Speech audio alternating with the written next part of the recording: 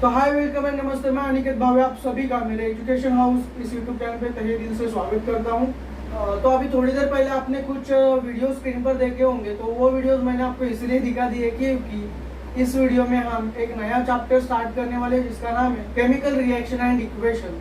वो वीडियोस आपको दिखाने का मेरा एम एक ही था, क्योंकि ये जो अपना चैप्टर है वो चैप्टर आपको सीखने में इजी वे में जाए, इसलिए मैंने वो वीडियोस आपको दिखा दिए थे। तो चलिए हम आज के वीडियो को स्टार्ट करते हैं, केमिकल रिएक्शन एंड इक्वेशन। तो अभी यहाँ पर दो बेसिक कंसेप्ट है। फर्स्ट वाला कंसेप्ट है केमिकल रिएक्शन क्या होती है, एंड सेकेंड वाला कंसेप्ट है केमिकल इक्वेशन क्या होता है। ये दोनों भी बहुत बेसिक कंसेप्ट से अगर आपको ये समझ में आ गया तो ही आपको ये चैप्टर पूरा समझ में आएगा, वरना आपको ये चैप्टर समझ में नहीं आएगा।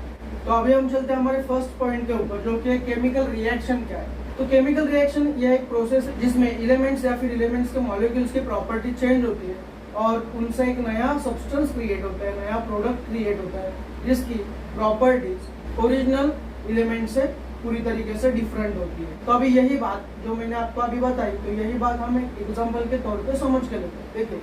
देखिए अभी केमिकल रिएक्शन हम समझ के लेने के लिए समझे कि हमारे पास दो एलिमेंट्स है या फिर दो एलिमेंट्स के मॉलिक्यूल्स है।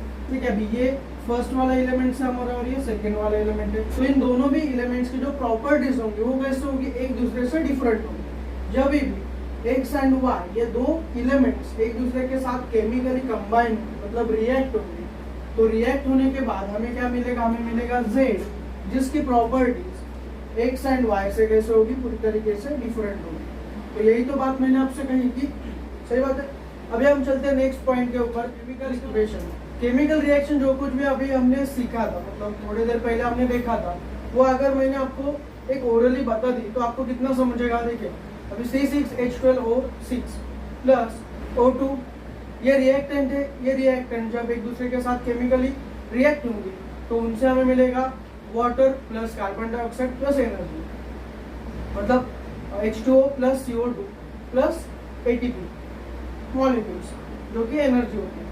तो अभी देखिए आपको यहाँ पर क्या समझा मुझे बता दें। तो यही केमिकल रिएक्शन को रिप्रेजेंट करने के लिए हम केमिकल इक्वेशन का यूज करते हैं। तो अभी ये हमने समझ के लिया। अभी हम देखते हैं कि डेफिनेशन क्या है केमिकल इक्वेशन की। The representation of a chemical reaction in a simple way by using a chemical formula is called as chemical equation. देखिए मतलब क्या, कुछ समझा नहीं समझे तो अभी हम समझ के लेंगे। देखिए मैं एक एग्जांपल देता हूँ, पिछला वाला है हमारा। तो अभी ये जो एक रिएक्शन है, ये रिएक्शन को एक सिंपल वे में हमने एक रिएक्शन लिख ली है। तो अभी ये रिएक्शन लिखने के लिए हमने क्या यूज किया है, जो भी एलिमेंट्स या फिर जो भी कंपाउंड्स है उनका केमिकल मॉलिक्यूलर फॉर्मूला हमने यूज किया है। तो यही बात मैंने आपको डेफिनेशन में बताई। तो देखिए अभी ये जो केमिकल इक्वेशन होते हैं, वो केमिकल इक्वेशन लिखने के भी कुछ रूल्स होते हैं, कुछ नियम्स होते हैं। तो अभी वही हम देख लेंगे। ठीक है, अभी फर्स्ट रूल होता है कि जब भी हम कोई भी केमिकल इक्वेशन लिख रहे होते हैं तो उसके लेफ्ट साइड में हमेशा रिएक्टेंट्स आते हैं और राइट साइड में हमेशा प्रोडक्ट्स आते हैं, और बीच में एक एरो आता है जो कि फ्लो ऑफ रिएक्शन दिखाता है। देखिए अभी हम देख लेते हैं एग्जांपल के तौर पर।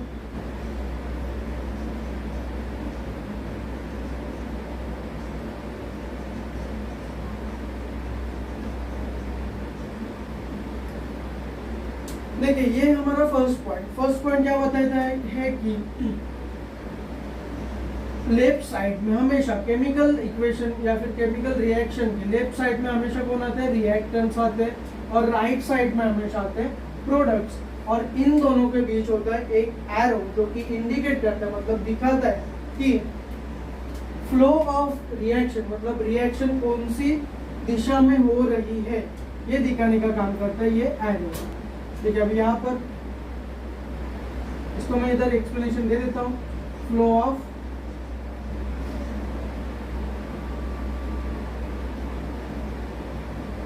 रिएक्शन,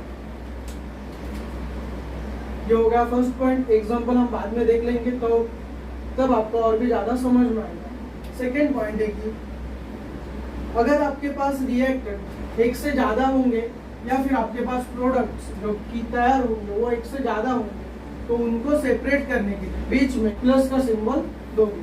देखिए अभी हम यहाँ पर देख लेते हैं नीचे रिएक्टेंट 1,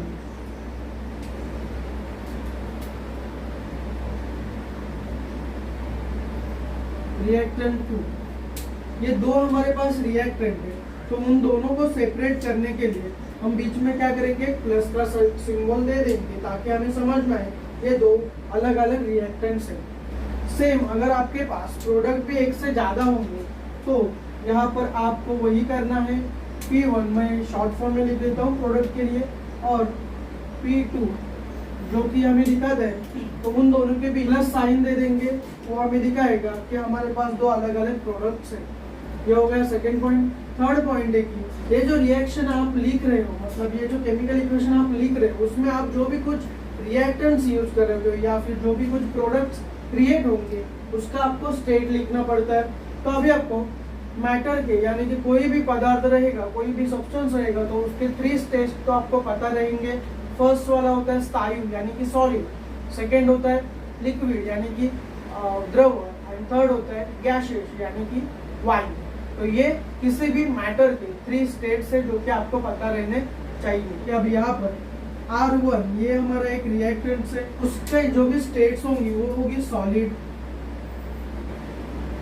X ये भी हमारा एक दूसरा रिएक्टेंट है जिसकी स्टेट होगी लिक्विड, और एक यहाँ पर हम लेते हैं गैसियस के लिए। समझो Z एक हमारा एक थर्ड वाला रिएक्टेंट है जिसकी स्टेट्स होगी गैसियस। अब ये तीनों की रिएक्शन होने के बाद जो कुछ भी हमें मिलेगा X, Y, R1, कुछ तो ऐसा होगा प्रोडक्ट जिसकी स्टेट होगी समझो कुछ सॉलिड होगी। ये हमने यहाँ पर लिख। तो थर्ड वाला पॉइंट हमारा क्या बताता है कि जो कुछ भी रिएक्टेंट्स या फिर प्रोडक्ट्स आपके केमिकल रिएक्शन में है उनके आपको स्टेट लिखनी पड़ती है। समझ में आया? तो आपको ये 3 स्टेट्स तो आपको पता रहेंगे, लेकिन अभी यहाँ पर एक और भी चौथी एक स्टेट्स है जिसको हम कहते हैं एक्वेशियस, और एक्वेशियस को हम दिखाते हैं AQ, small a and small q। Aqueous यानी क्या, ऐसा कोई भी लिक्विड रहेगा जिसमें वाटर मिक्स रहता है, मतलब जिसमें पानी मिक्स रहता है, तो हम उसको बोलते हैं एक्वेशियस सॉल्यूशन। देखिए अभी हम एक एग्जांपल लेते हैं कि HCl यानी कि हाइड्रोक्लोरिक एसिड। तो हाइड्रोक्लोरिक एसिड में अगर हमने थोड़ा पानी डाल दिया तो हाइड्रोक्लोरिक एसिड ये एक लिक्विड है, अगर हमने लिक्विड में थोड़ा पानी ऐड कर दिया उस स्टेट को हम कहेंगे aqueous solution of hydrochloric acid HCl। तो फोर्थ पॉइंट है कि अगर किसी भी रिएक्शन में आपने एक्सटर्नल हीट सप्लाई कर दिए, मतलब बाहर से हीट थोड़ी सप्लाई कर दी, उष्णता आपने अगर बाहर से दे दी, तो उसके लिए हम एक ट्रायंगल यूज करते हैं जो कि आपको यहाँ पर इंडिकेट करना पड़ता है। तो ये ट्रायंगल क्या शो करता है कि ये जो रिएक्शन हो रही है, तो ये रिएक्शन में एक्सटर्नल हीट मतलब बाहर से हमने थोड़ी उष्णता क्या कर दी है, पास कर दी है। देखिए अभी यहाँ पर एक हम सादा एग्जांपल लेते हैं कि जब भी आप चाय बनाते हो या फिर जब भी आप कोई खाना बनाते हो, तो उसके लिए आप क्या करते हो, जो भी कुछ कंटेनर रहेगा क्या आप उसके अंदर ही आग लगा देते हो क्या? नहीं, आप क्या करते हो, एक्सटर्नल हीट पास करते हो, मतलब आप बाहर से थोड़ी बार जो उष्णता होती है वो आप उसको पास कर देते हो, तभी जाकर वो आगे जाकर वो कुक होता है। सही बात है। तो यहाँ पर भी यही चीज होती है। अगर आपको ये बात देखनी है तो आप घर पे एक चाय बना के देख लीजिए, आप कैसे उसको एक्सटर्नल हीट पास करते हो, तो आपको समझ में आएगा फोर्थ वाला पॉइंट। तो अभी फिफ्थ पॉइंट है कि कोई कोई रिएक्शन के बहुत नाटक रहते हैं, बहुत उनके कंडीशंस रहते हैं, तो उन कंडीशन के अलावा वो रिएक्शन कभी भी कंप्लीट नहीं होगी। अगर ऐसा कुछ रहेगा तो वो जो कुछ भी कंडीशन आप उसकी पूरी कर रहे हो वो सब कंडीशन आपको यहाँ पर लिखनी होती है। एक तो आप उसे एरो के ऊपर लिख सकते हो या फिर एरो के नीचे लिख सकते हो। देखिए अभी मेरे कहने का मतलब ये है कि सपोज अभी एक रिएक्शन है, तो ये रिएक्शन कंप्लीट होने के लिए यहाँ पर एक स्पेसिफाइड टेम्परेचर लगेगा, मतलब सपोज ये रिएक्शन सिर्फ 60 डिग्री टेम्परेचर पे ही होगी, तो वो क्या हो गया, वो एक कंडीशन हो गई। या फिर ये रिएक्शन में अगर आपको एक सब्सटेंस डालना है, निकेल करके आपको सब्सटेंस डालना है, वो सब्सटेंस डालने पर ही आपको ये वाला आउटपुट मिलेगा, तो वो भी एक कंडीशन ही हो गई। तो फिफ्थ वाला पॉइंट यही कहता है कि अगर किसी भी रिएक्शन के लिए कोई कंडीशन लगती है तो उस कंडीशन को आपको यहाँ पर ऊपर एरो के ऊपर या फिर एरो के नीचे लिखना पड़ता है। देखिए अभी फिफ्थ वाला पॉइंट हमने यहाँ पर लिख लिया है कि ये रिएक्शन कंप्लीट होने के लिए एक 60 डिग्री सेल्सियस का टेम्परेचर होना जरूरी है, तभी जाकर हमें ये वाला आउटपुट मिलेगा, वरना ये वाला आउटपुट हमें नहीं मिलेगा। तो इसके लिए ये क्या होगा, ये रिएक्शन के लिए 60 degree Celsius is a condition, जो कि मैंने एरो के ऊपर लिख लिया है। तो अभी ये हो गए रूल्स। अभी हम एक एग्जांपल देख लेते हैं कि एग्जांपल के तौर पर ये रूल्स कैसे काम करते हैं। तो फर्स्ट पॉइंट क्या है कि लेफ्ट साइड में केमिकल इक्वेशन क्या हमेशा होना चाहिए, रिएक्टेंट्स होने चाहिए। तो हम यहाँ पर लिख लेते हैं रिएक्टेंट्स है हमारे hydrogen plus chlorine H2 and Cl, ये है H2 यानी हाइड्रोजन एंड Cl यानी कि क्लोरीन, ये हो गया हमारे रिएक्टेंट्स। नेक्स्ट स्टेप क्या है इसकी कि राइट साइड में हमेशा कौन होना चाहिए, वो होना चाहिए प्रोडक्ट्स। तो अभी यहाँ पर हमारा प्रोडक्ट है HCl टू HCl। अभी 2 को आप इग्नोर कर दीजिए। देखिए अभी ये हो गया प्रोडक्ट और बीच में हमारा एक एरो दिखाई दे रहा है, वो बता रहा है कि ये जो रिएक्शन हो रही है वो रिएक्टेंट की तरफ से जाकर प्रोडक्ट पे खत्म हो रही है। सेकेंड पॉइंट है कि हमें इसके जो भी स्टेट्स है वो लिखना है। अभी स्टेट्स लिखने के लिए H2 प्लस HCl। देखिए अभी यहाँ पर H2 की स्टेट्स है सॉलिड, क्लोरीन की स्टेट है गैस एंड HCl की स्टेट्स है वो भी गैसियस। तो ये हो गया सेकेंड पॉइंट, हमने लिख लिया। स्टेट भी लिख लिया कि हाइड्रोजन जो भी हम यूज करें वो सॉलिड स्टेट में, क्लोरीन यूज करें वो गैसियस में, और हाइड्रोक्लोरिक एसिड यानी कि HCl ये भी गैसियस स्टेट में है। थर्ड पॉइंट समझने के लिए हम क्या करते हैं, एक नया रिएक्शन ले लेते थे। क्या यहाँ पर CaCO3 यानी कि कैल्शियम कार्बोनेट जो कि सॉलिड स्टेट में है, उसको अगर हमने हीट पास कर दिया, मतलब एक्सटर्नल हीट अगर हमने उसे पास कर दिया, तो उससे हमें मिलेंगे 2 प्रोडक्ट। इसमें का फर्स्ट होगा CaO यानी कि कैल्शियम ऑक्साइड जिसकी स्टेट होगी सॉलिड, एंड एक सेकेंड प्रोडक्ट हमें मिलेगा वो होगा कार्बन डाइऑक्साइड जिसकी स्टेट होगी गैसियस। तो ये होगा आपका फोर्थ पॉइंट। ये हमने समझ के ले लिया कि केमिकल इक्वेशन क्या होता है, केमिकल इक्वेशन लिखने के रूल्स कौन से होते हैं, और केमिकल इक्वेशन के एग्जांपल भी हमने रूल्स वाइज देख लिया। तो अभी हम चलते हैं केमिकल इक्वेशन के नेक्स्ट पॉइंट के ऊपर, जो कि है केमिकल इक्वेशंस 2 टाइप के होते हैं, मतलब 2 टाइप्स ऑफ केमिकल इक्वेशन होते हैं। उसमें का पहला टाइप है कि केमिकल इक्वेशन में एक वर्ड इक्वेशन भी होता है, और सेकेंड टाइप है कि केमिकल इक्वेशन एक मॉलिक्यूलर फॉर्मूला इक्वेशन भी होता है।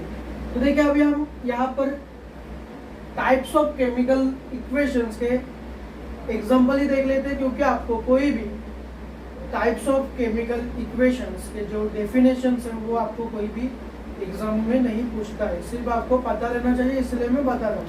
देखिए अभी यहाँ पर फर्स्ट वाला टाइप से केमिकल इक्वेशन का वो है केमिकल फॉर्मूला इक्वेशन। तो इसमें हम क्या करेंगे, जो भी केमिकल रिएक्शन हम लिख रहे हैं या फिर जो भी केमिकल रिएक्शन है, तो वो केमिकल रिएक्शन हम सिर्फ रिएक्टेंट्स रहेंगे या फिर प्रोडक्ट्स रहेंगे, उनके केमिकल फॉर्मूला के थ्रू ही पूरी हम केमिकल रिएक्शन लिखेंगे। तो यहाँ पर देखिए हाइड्रोजन के लिए मैंने केमिकल फॉर्मूला क्या यूज किया है, H2 जो कि हाइड्रोजन का मॉलिक्यूलर फॉर्मूला है। क्लोरीन के लिए मैंने क्या फॉर्मूला यूज किया है, Cl2 जो कि क्लोरीन का मॉलिक्यूलर फॉर्मूला है। और हाइड्रोजन एंड क्लोरीन इन के रिएक्शन से हमें जो मिलने वाला है वो है हाइड्रोक्लोरिक एसिड। तो हाइड्रोक्लोरिक एसिड के लिए मैंने क्या फॉर्मूला यूज किया है, HCl। समझ में आ गया? तो इसे हम कहते हैं केमिकल फॉर्मूला इक्वेशन। मैं यहाँ पर स्टेट देने के लिए बोल गया था, एक्चुअली तो मैंने वो दे दी। अभी सेकेंड टाइप है वो हम देख लेते हैं example of chemical word equation. Word equation है क्या? अभी वर्ड इक्वेशन में ऊपर के ही रिएक्शन है, लेकिन वो मैंने कैसे लिखी है, हाइड्रोजन के लिए मैंने फॉर्मूला यूज न करते हुए सिंपल क्या लिखा है, हाइड्रोजन वर्ड में, और क्लोरीन के लिए मैंने क्या लिखा है, क्लोरीन। सेम वो दोनों रिएक्ट होने के बाद हमें क्या मिलेगा, हाइड्रोक्लोरिक एसिड HCl। तो उसके लिए मैंने HCl न लिखते हुए क्या लिखा है, हाइड्रोक्लोरिक एसिड।